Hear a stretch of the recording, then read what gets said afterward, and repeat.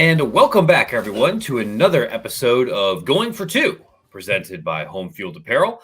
I am your host, the publisher of the Extra Points newsletter, Matt Brown. I am joined this evening by my friend and colleague, Bryan Fischer of the D1 Ticker and Assorted Publications.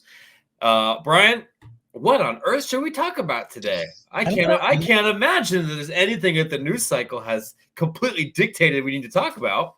Especially not right before you're going to start recording here, so I'm going to push this back, make some phone calls, do a little column writing in the case of your own self. It's, just another breezy week in college athletics, huh? Another breezy day. So every podcast is somebody's first.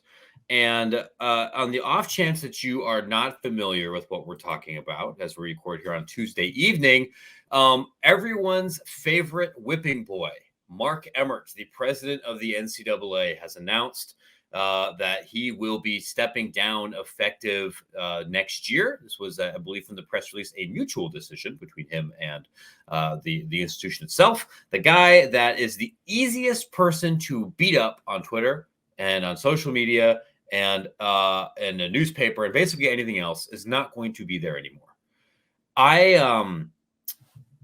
Part of my initial, my inclination is whenever the rest of the world is zigging towards something simple, my first thought is maybe I'm missing something here, right? And I want to say that, for one, this is kind of in many ways, it's an impossible job. And it's obviously become a much more impossible job after the Alston case. It is a job, and I think Mark Emmert has said this himself, a job where you are going to get a lot more blame or credit disproportionate to the amount of power that you actually wield from this organization. It's not exactly the same thing as a professional sports commissioner. So I understand that nobody who's ever held this role has really been greeted as a liberator, and you're probably always going to be yelled at. And I understand not all of that is due to Emmert. But I got to be honest, despite me thinking really hard about how am I going to be fair and how am I going to talk up this guy's like this, he was bad at this job. Like there's no real nice way to put it. Part of the reason that everybody is constantly taking a baseball bat to this pinata is he deserves a lot of it.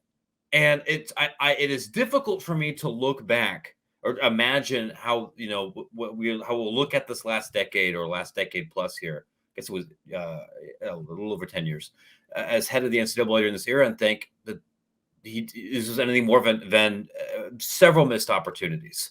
I could think of 3 or 4 particular places where really directly attributed to his leadership, he screwed up really bad. And then beyond all of that, he had a penchant in public settings for saying some really stupid stuff and stuff that maybe had he been a different person would have gotten more of the benefit of the doubt. But because the rest of his actions show he didn't really deserve that benefit of the doubt, it was really easy to tee off of it. You know what I mean? And I think all of that, the aloof personality, the foot and mouth around non-friendly reporters, and then 3 or 4 just really missed, really bad advice.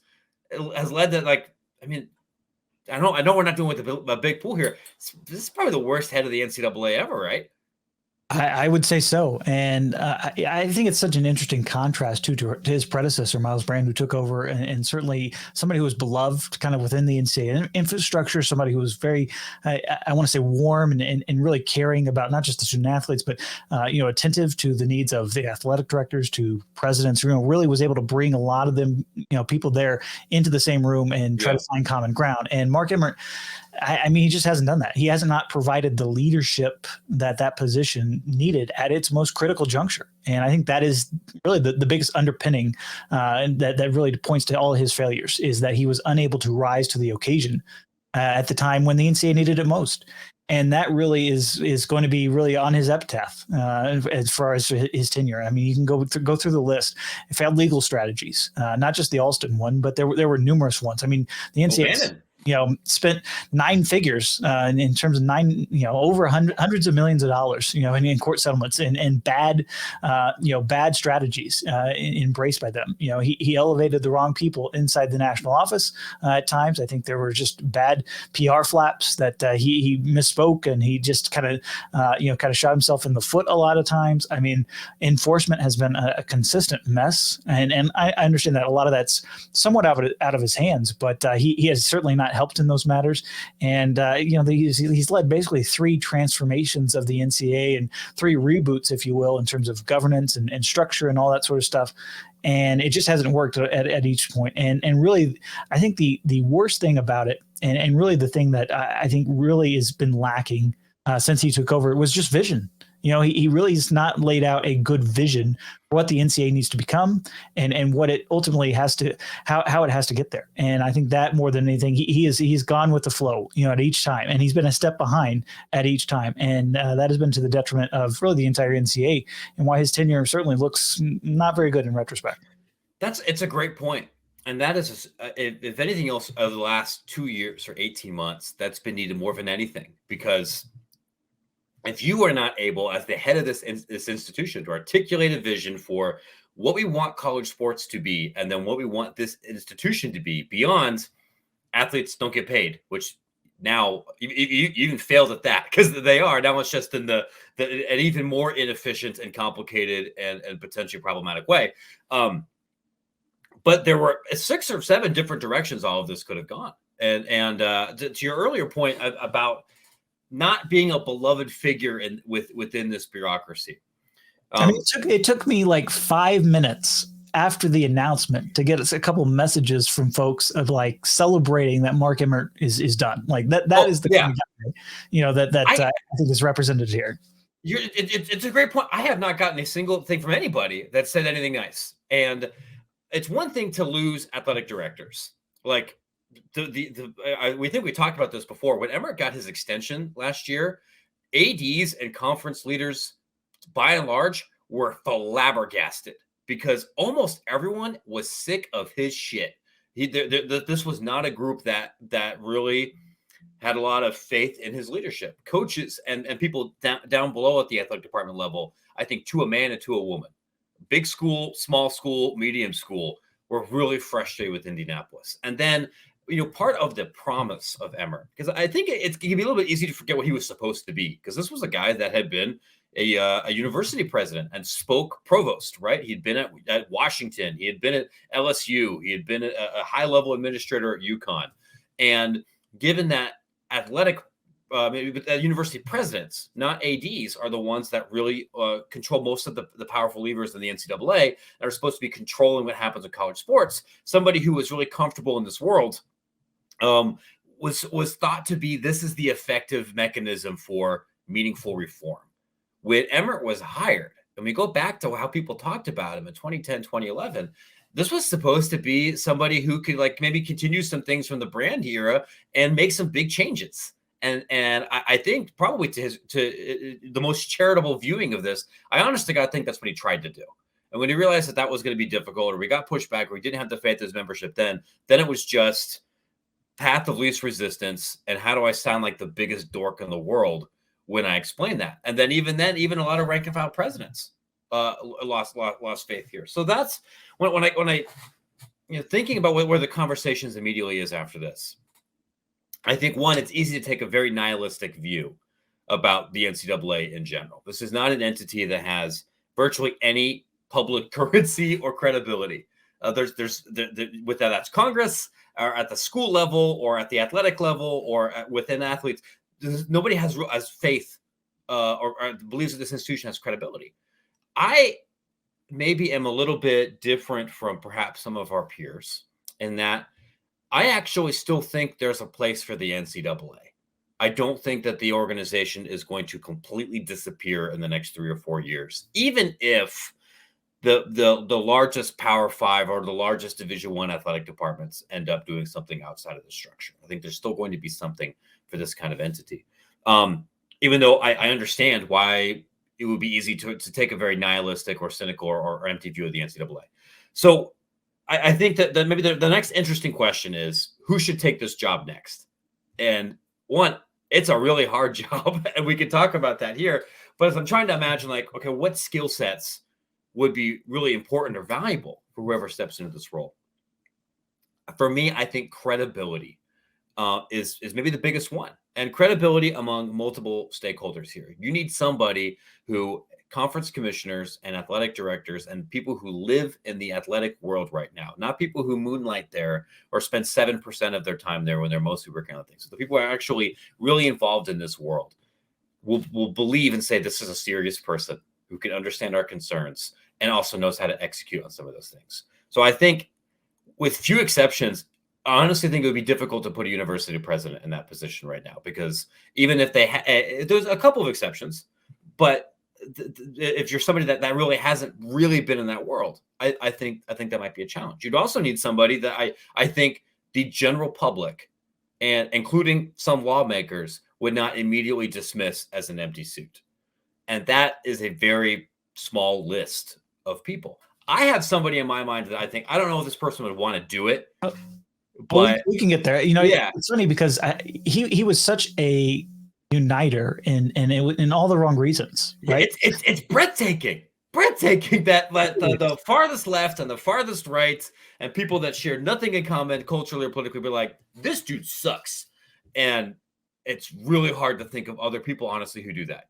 I mean, 80s presidents, you go down rank and file folks, even folks in the national office, like he rubbed people the wrong way. And to be in the NCAA president, position, you can understand you're going to make a few enemies, you certainly rub people the wrong way at times, but just the universality of it always struck with me. And I mean, he would parachute in, certainly, and tried to put on a good show. And I think everybody saw right through that a lot of times. And I think that was part of it. There was never a connection to, showing up at NAC and talking with compliance folks, like what is challenging about your job? He might do a conference thing here or there, or do a conference call or a Zoom or something like that. And, I think everybody understood he was just kind of fulfilling his duties for the 10 or 15 minutes he spoke, and was very much an empty suit in terms of meaningful progress and change. And I think for the most part, the NCAA under his leadership has really been marked at the transition point of changing over from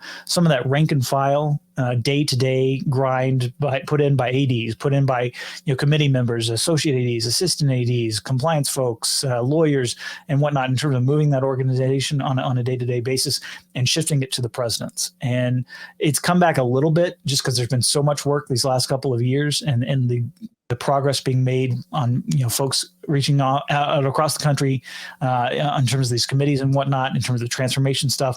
It changed a little bit, but for the most part, this has been a NCAA that has been dominated by the presidents that really, let's face it, they have not necessarily had that great vision for athletics. And I think that's been part of the biggest missteps, in his tenure, was the shift away from getting an input from athletic directors, getting the input from folks on the ground. And I think that has underpinned a lot of his failings recently. Yeah. And you mentioned, who's going to take this gig and what kind of leadership qualities are they looking for? I would imagine, knowing the board, there's going to be a wide variety of candidates, whether it's outside general counsel types. I mean, we saw that, David Stern coming up through that ranks in the NBA, Adam Silver again, maybe there's somebody like that type. Yeah. Roger Goodell too, right? Roger Goodell, somebody that type, certainly given the amount of legal challenges the NCAA is facing and navigating post-Alston is going to play a role in that. But really, they need somebody that, can emphasize and emphasize what the schools themselves need to deal with on a daily basis, and think big picture at the same time. I think that is, what is the vision for the NCAA? And I think when the candidates and whatever search firm brings them in front of the board, a lot of it is going to be like, where do you see us in 5 to 10 years? We already saw this week in an SI interview with Jack Swarbrick, and you wrote about this on Extra Points, in terms of thinking about there's going to be a big breakaway, there's going to be more conference realignment in the 2030s. A stronger NCAA leader could have put a squash to some of this, and maybe not all of it, but there could have been some leadership behind the scenes saying, hey guys, cut it out. And there was just never that strong arm when it needed to be. And I think that was something that maybe the school presidents that are in charge of this decision on the board And maybe we do need somebody that can come in and guide us and provide that leadership that has been lacking for a dozen years now. Yeah, you bring up an interesting point about the timing of this, right? I don't think it's a huge surprise that Emmert is.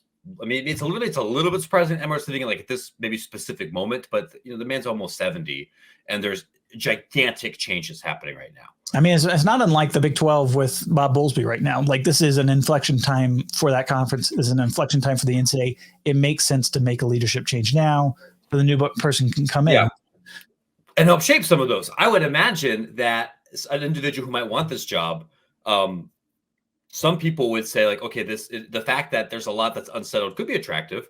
Somebody else might say like, I don't know what I'm signing up for if the transformation committee or if something happens with the courts changes everything in 8 months. So I don't know if you find the right person before the committee issues final results, or if you wait. Or I understand the rationale here. I also would have understood it if this was a move that you make next year.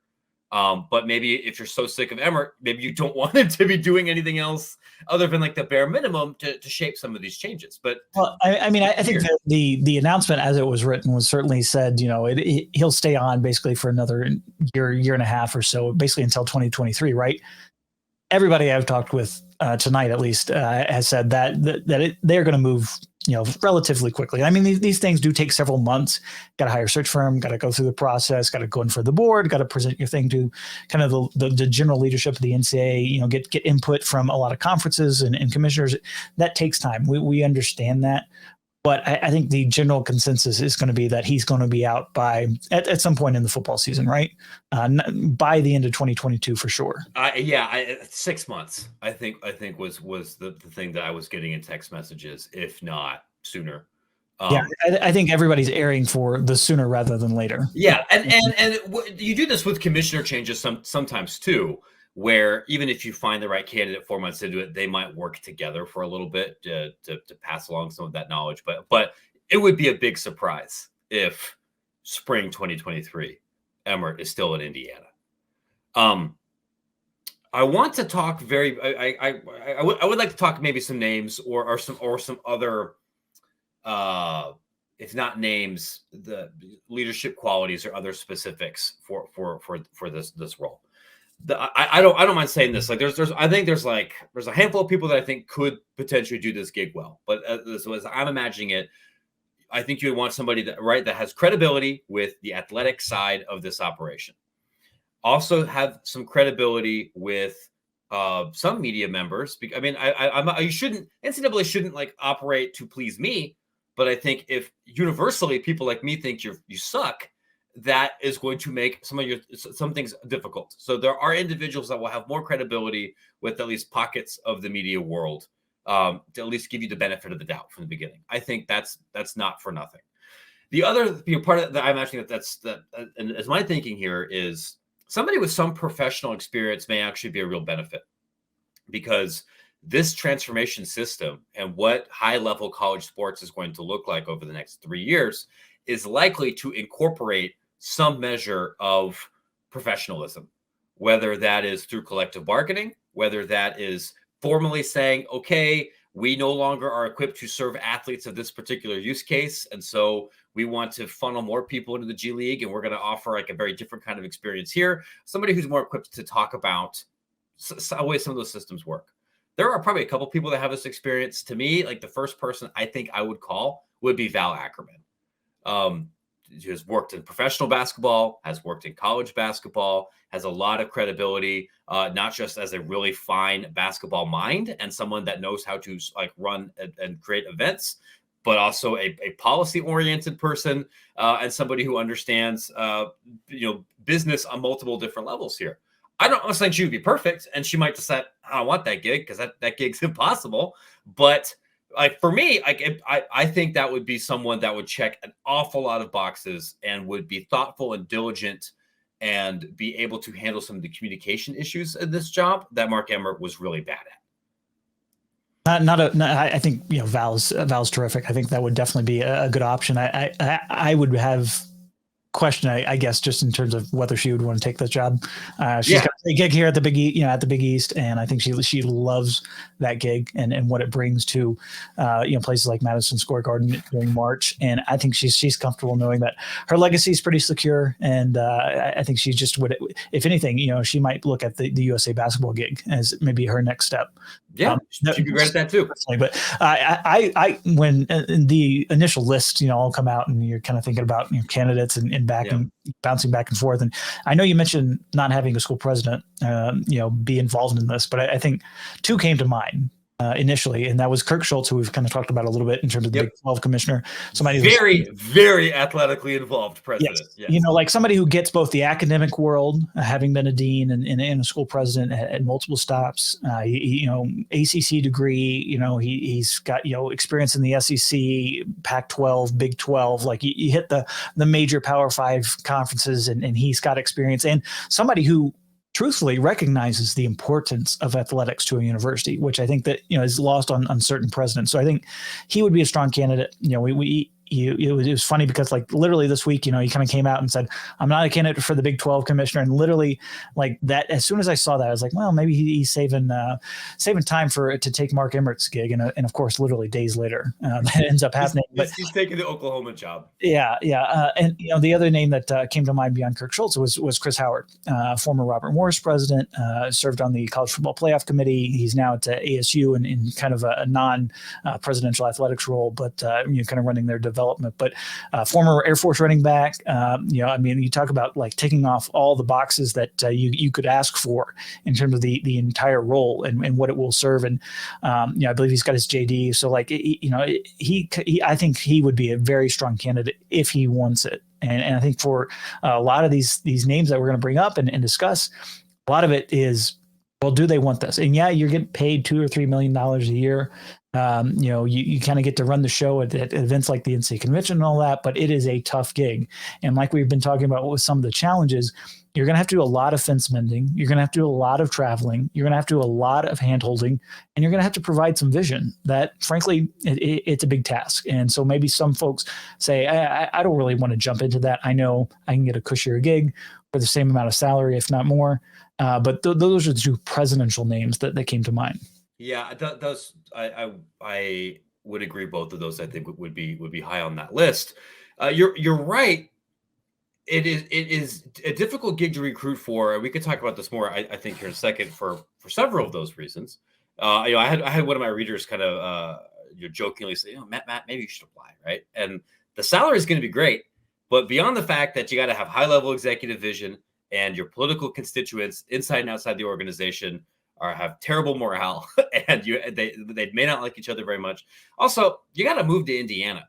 That's where this thing is headquartered. And like I could say, I've lived in Indiana before. I did the whole Kokomo thing for a little bit. I'm not really interested in going back and making that the center of my life. But you know who is interested in making Indiana a big centerpiece of their life?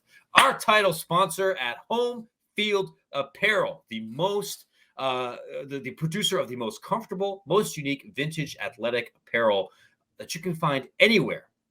True sons and daughters of the heartland in Indianapolis, Indiana. Not that far from the NCAA headquarters. I want to say their office was closer. Now they've moved to like the Speedway district because their warehouse is gigantic. Because more and more people are doing things like using our promo code Extra Points to save 15% off their first order, and recognizing that basically everything that Home Field creates is stupendous. I'm kind of cold. The weather's kind of weird in Chicago tonight. My heat doesn't really work, so I'm wearing this jacket. But underneath my jacket, I've got my Tulane green wave with a surfing pelican. There we have to honor Mr. Emmert, honor Mark Emmert. Shirt, yeah. I know. I should have gone and grabbed the Ennui Husky, because what could have better celebrated Mark Emmert than a Yukon dog that is either constipated or contemplating rushing in front of a train, or watch the 2019 football team. Who knows? That's not what I'm wearing, because one thing that Home Field does very well, besides animal mascots that are struggling with the unbearable burden of existence, is they also have happy animal mascots that are celebrating participating in athletic activity, surfing, playing baseball, golfing, a litany of other things, sometimes not even the mascot for that exact school. So I would encourage you to spend some time, look for the animal mascot or the old time university that fits your world. Doesn't matter if you went there. I lived in a Tulane dorm for like a week. I lived down the street from Tulane. I never got in. I never attended an accredited class there, but I can still wear this shirt. And you can wear a shirt from a school you didn't attend to. Steal some university valor today at homefieldapparel.com. Use promo code extra points to save 15% off that order. It's interesting for me. I mean, first, I think talk about how hard this job is, because I feel like we were just recently kind of evaluating how good like the Big 12 commissioner gig was. And it's funny. You really could imagine somebody saying like, I would rather be in charge of the conference with the lowest media payouts and as an uncertain like standing in this world rather than taking this other highly public job where my odds of success are low.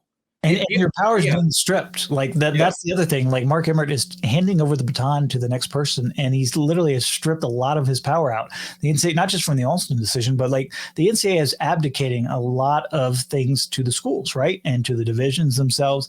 It's all part of this transformation committee and all that. So it's like the next NCAA president is going to be the least powerful in the NCAA history. Like you go back to Walter Byers, ruling with an iron fist and moving things with a snap of his fingers. That is not going to be the case here. No, that guy basically controlled the Big Ten and the NCAA with like a staff of like 3. One thing I was kind of thinking about as I'm imagining potential candidates and kind of texting with a couple other people this evening. Bryan, you're familiar with the concept of a glass cliff, right? Yep. Yeah. It's for those that aren't familiar. This, as I understand it, is a term that is sometimes assigned to like a high-level business executive role or a political role where the chances of success are very low and the odds of you being blamed for that failure are high. And an organization decides now is when we go bring in a woman or somebody of color with whom that we would normally not entertain for this particular role. And then when they fail, we can go back to the white guys. This is a thing that kind of happens a little bit in college football when you notice that the teams that are more likely to hire a non-white coach or perhaps give somebody the benefit to go beyond the typical bubble are the Kansas footballs or the jobs that are terrible and people take them because they want a job even though they know that they're going to go 3-9 in 3 years. The person who comes in to take the CEO job when the stock is about to tank and there's nothing they can do about it. I am not necessarily saying that this is the glass cliff gig. I did literally just recommend Val Ackerman for it. But I could also understand that on one hand, I think there may be pressure to not hire a white male in his early 60s potentially to take on this job. But I could also see some candidates looking at this and reaching that exact same conclusion that I don't want to be the person who comes in there and gets the blame when 75 schools leave or when college football as we kind of know it becomes redefined and then I go down in the history books. You know what I mean? Oh, absolutely. I think that is a big consideration for a lot of folks and it'll be interesting to see how transparent the process is going to be with this in particular, because I don't think it necessarily was when Mark Emmert was selected. And obviously you have various governing bodies and I think there will hopefully be some sort of input, from the membership at large in terms of what they're looking for as part of this process. We'll ultimately see how it happens. There's, some board meetings. The D1 board meets soon enough, and I'm sure we'll get this filtered out. Everybody will start discussing it, and I'm sure there will be more of a plan in the next couple of weeks. But it's going to be interesting. You mentioned, like somebody like Baylor President Linda Livingstone, who's on the transformation committee, somebody who would tick a lot of boxes. Former student athlete herself, married to one. I just talked to her. Yeah. Yeah, like somebody who would definitely fit the bill in terms of experience, in terms of having the background, in terms of somebody who's cleaned up messes before there at Baylor. And like you talk about really getting athletics right as part of the entire university picture. She's definitely done that there in Waco. But is this a gig that appeals to her? Is this something that she knows? Yeah, there's a bit of a limit, and her more than anybody is going to know that because she's on the board, she's on the transformation committee, so she's part of these changes. So I think that would be tough for her to probably take the gig, but I'm sure her name is going to come up. I'm sure Val's name is going to come up. It's just going to be interesting to see kind of what the ultimate candidate mix is, because you could see somebody like even Kevin Warren, kind of his name popping up for this, but does he want to take that? He's already understands the slings and arrows when you end up canceling a football season in the Big Ten country. What are you going to do when you throw an entire conference under the bus with NCAA sanctions or something like that? I think that is going to be in the back of a lot of people's minds. Is just the negatives really outweighing the positives in a job like that, which makes it a difficult search to kind of handicap a little bit. I am less interested in the actual name that gets picked 6 to 8 months from now. I think as I am learning more about the thought process and what skill set and what places you fish.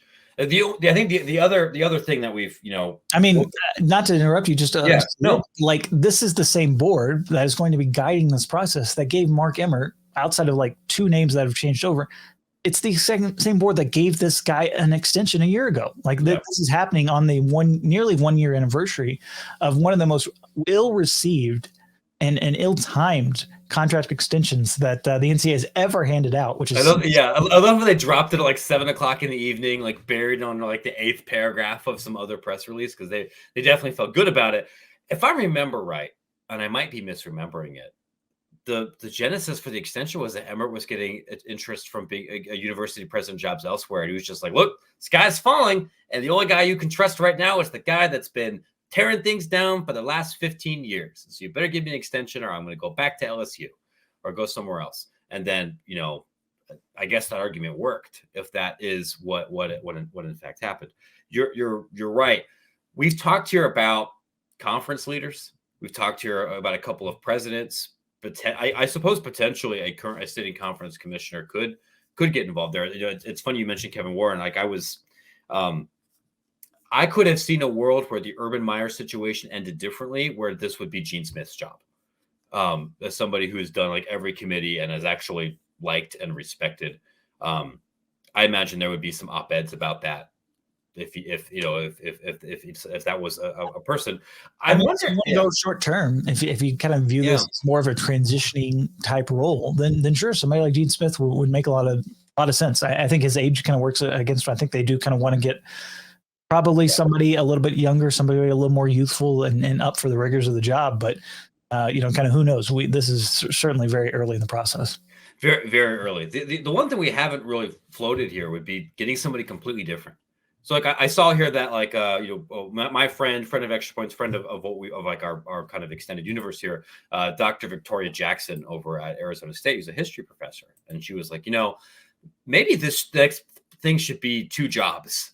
You bring in an expert in like American higher ed policy, and your search committee beyond like this board of directors would bring a lot of academics, and you would have somebody who is a much more administratively focused person, and then you bring in a second person who's like I think she described it as a front office executive in the English European in professional sports, and literally split the role that way. And like, well, I mean, that would make a lot of university presidents extremely uncomfortable, because they'd have to that would force them to acknowledge the fact that this is a professionalized entity, but maybe that gives you some better outcomes. I imagine that somebody out there in the next 2 days is going to publish something suggesting Condoleezza Rice. I would recommend that you don't write that column, although I mean maybe somebody calls her. But the number of other people that I think would have interest and have some credibility and like that we know of that would be considered that are not part of this world, it's probably pretty small. Them going out and getting a George Kliavkoff, like out of left field kind of guy to head this whole entity, I think that would surprise me a little bit. Especially with like the media background, which that is going to be a part of the new person's kind of job is redoing the media contract. We know that not only are we going to have to look at the Final Four contract down the road in the 2030s, but look, I think everybody understands from the gender equity report and everything that's gone on in the last couple of months, just in the talk around separating out the women's basketball championship, the other NCAA championships. Those are all going to be new media negotiations that are going to happen soon. The sponsorship component, all the money that's been left on the table, like that is another big thing that you can throw against the wall on Mark Emmert's grave is the fact that he undervalued March Madness and did such a terrible job with that contract. Just the way it's structured, just the payouts, it is severely undervalued when you look at the market. And I think anybody who's connected to the media industry would have told you that at the time, that it was this big old figure that they could tote around with this X number of billions, but it's an undervalued television deal. And I think even you get some truth serum to CBS and Turner, that they are thrilled at the fact that it is, because they are making a lot of money off the NCAA tournament. Even with the canceled one, I think it was just such a bad deal. Missteps, I think, along the way, and I think correcting some of those issues are going to be part of the new commissioner's job. It would shock me if those television deals aren't split up a little bit to where I could see a world where it's the men's tournament, the women's tournament, that you combine the baseball and softball tournaments, and you might even peel away one other thing and then sell the other like 14 as some other secondary thing. When you factor in how much not only the men's tournament has been undervalued, I want to say it was hundreds of millions of dollars, given that the NCAA prioritized security in a very long-term deal, when that is the opposite of how most of these deals are going now. But then also extraordinarily underselling women's basketball, and probably like softball and baseball too. You're looking at $750 million in lost revenue, like over the course of this TV deal, 600, 800, enormous. I can imagine literally every single school membership would love to have the extra couple $1,000,000 or $100,000 from a more appropriately managed deal. And kind of getting back to your point earlier about the NCAA not going away, like those NCAA championship events, they have such value, right? Whether you're a student competing in them, whether you're a school president, a commissioner, like everybody wants to win those NCAA titles. It's a big deal. It's a big deal to watch. It's a big deal for people to tune in. They know the weight of those NCAA championships, whether it's beach volleyball, whether it's in FCS football, like those championships carry weight, and that organization that is running them is still going to have a lot of value going forward. I mean, we've talked about the NAIA is still around, right? After all these years, and they've still been chugging along, and that's an organization that's not going away anytime soon. I don't think the NCAA is going to go away anytime soon, but the new person has a lot on their plate to deal with, starting with a lot of those media issues that we just talked about, the exposure that is happening on the women's side and in women's athletics in general. That is going to be a big part of really not just the story about the NCAA and these schools. I think worldwide, the growth of women's athletics is going to be a big part and something the NCAA can have a helping hand in terms of shepherding along a lot quicker than I think people expect, if the right person can come in and maximize the value, maximize it for schools, maximize it for the athletes themselves, and really maximize it for everybody involved. Yeah, the number one priority is not how do we get our media deals correct. The number one priority has to be how do we prevent us from falling into complete existential disrepair? How can we ensure that we exist and this industry exists in 5 years? And what kind of vision can we articulate? That what you're talking about still in the top 5, and under normal circumstances, that would be the number one thing. I guess I can close with this. I recognize that it is possible that I am being too optimistic or too institutionalist, and that truly wanting to be an accelerationist and watching this entire thing fall apart and have something else rebuilt is the most ethical or the best solution for athletes and fans and institutions. I recognize that's possible. I'm not there yet. And maybe that is a function of the kind of work that I do and the kind of people that I talk to. Or maybe it's me being skeptical that blowing everything up automatically builds something better, especially because if we do blow it up, most of the people that have to build the new thing are these same people. So I would assume if this thing sucks and we blow this thing up and we let the same people build something else, that's going to suck too. So I am hopeful against all hope that bringing in somebody who could do what Emmert was supposed to do, but better, can produce some positive outcomes. I don't know the answer to a lot of these big questions. I don't know where they're going to go yet, and I don't know to what extent the NCAA even controls some of that fate. Clearly, they control much less than they did 5 months ago, because they are at the mercy of the court system, not just about antitrust, but about whether players are employees, about collective bargaining, about their ability to enforce many of these other rules. So I don't know, but I am hopeful that some better high-level executive leadership can make things better for all of the entities that are involved here. Well, I mean, you mentioned the biggest thing there, leadership. That is what this new president has to have. He has to get people pulling in the right direction, and there's always going to be disagreements. I mean, this organization is comically large, right? And so there's always going to be people that disagree with where things are going, or how they're happening, or how fast or slow they are happening, and that's just always going to be present, right? And there's always going to be outside criticism, from enforcement to, obviously, you have Congress, you have really pretty much across both aisles, people want to throw in their own slings and arrows against the NCAA, and that's going to be present in this new job, no matter whether the incoming president does a good job or a mediocre job. But the bottom line is they need somebody that can not only repair a lot of relationships, but provide a direction for everybody to go. What is that North Star going to be? What is that vision in the next 5 or 10 years? And that is the biggest challenge that the NCAA is going to be facing is finding somebody that can not only guide them there, but knows where they're going, because that has not been the case these last 12 years or so. There's the O'Bannon case, the name, image, and likeness. Obviously, we have Alston. Like, a lot of these things could have been prevented. Somebody could have looked into the future and said, hey, guys, really need to get on this. We're kind of missing the boat, and we're going to get sued. We're going to get congressional involvement, and somebody could have headed a lot of the issues that we're facing now in college athletics off at the pass if they had just had the foresight to look at things, look at where they're going, and know that we're probably not going to survive another 3 or 4 years in the current system. But the NCAA under Mark Emmert, they kept milking things, they kept stringing things along, and now they're here, and it is a big inflection point for the entire organization. Big inflection point for really college athletics and the athletics ecosystem in general. And it's going to be a fascinating search to play out. And I'm sure we'll follow along as we kind of hit a few more episodes on this topic down the road. Unquestionably. We'll be following along here on Going for Two. We'll be following along on Extra Points, which you can read at www.extrapointsmb.com, Collegiate Sports Connect, and D1 Ticker. All of those things, except for the full Extra Points experience, are free. So you should sign up for those, and you should get this podcast 5 stars so other people can find it. And you can, of course, get the full Extra Points subscription experience for just $8 a month or $70 for the whole year. For free, you get 2 newsletters a week. But as a paid subscriber, you get all 5. I think I plugged everything there, Bryan. Did I miss anything?